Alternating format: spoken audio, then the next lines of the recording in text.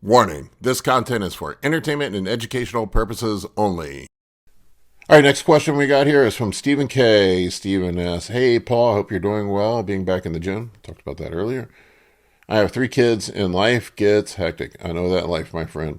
"I can't always meal prep, and on days when meal prep doesn't happen, order the best fast food or quick serve options in your opinion. I usually go to places like Hibachi, Chick-fil-A, Quick Way, or Panda Express and get grilled chicken and white rice." Yeah, I mean, those all work. My go-tos when I'm traveling or, here lately I've just been lazy and not not meal prepping. But I'll do things like, I like Chick-fil-A.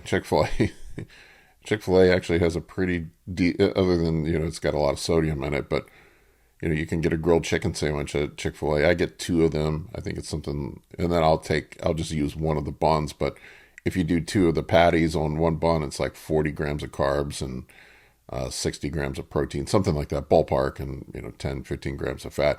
It's not too bad. They have their grilled chicken nuggets. Chipotle is always an option, although Chipotle, they've gotten to be real assholes at Chipotle.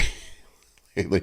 Chipotle used to be a bodybuilding friendly option, but it seems like Chipotle, the portion sizes have just gotten smaller and smaller, and the prices have gotten higher and higher.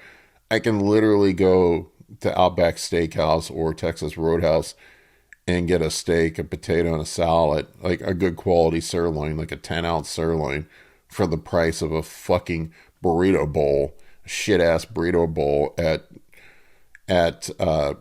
Chipotle with double chicken on it. I mean, give me a fucking break. Really? I'd much rather go to Texas Roadhouse.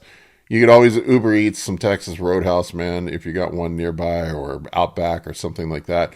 That is another option. A steak, a plain baked potato, and steamed vegetables. I mean, you can't get yourself in trouble with that.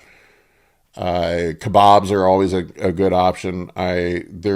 At least in my area, there are plenty of Mediterranean style restaurants, Afghan restaurants around, Greek, whatever, that have kebabs and rice. I will usually get chicken because it's going to be the lowest fat option. Some of the lamb and kubita, I don't know if I'm saying that correctly, but some of the ground meat options are probably going to be higher fat.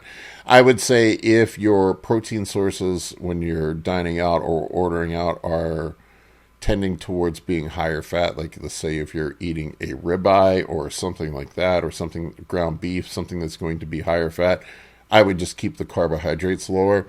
That seems to be the safest option when you're dining out. If you're eating a higher fat protein source, just go 0 carb, just do protein and veggies.